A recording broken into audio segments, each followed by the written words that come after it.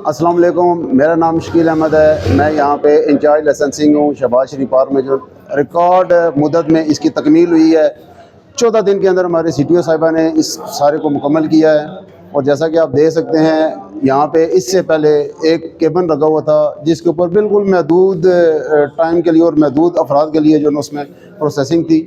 उसमें भी आवाम की सहूलत के लिए ये किया गया है कि एक बहुत बड़ा हॉल है जिसमें पूरी सिटिंग जो है ना कैपेसिटी है।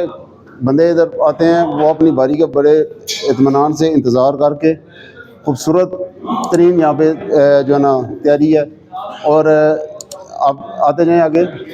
अभी पहले वहाँ पे सिर्फ एक काउंटर होता था जिसके ऊपर अभी जो यहाँ पे जितने भी 5 काउंटर हमारे पास लगे हुए हैं, उसमें से हर बंदे को एक्सेस दी हुई है जिसमें वो लर्नर भी प्रोसेस कर रहे हैं, साथ में फ्रेश लाइसेंस भी हमारे बन रहे हैं।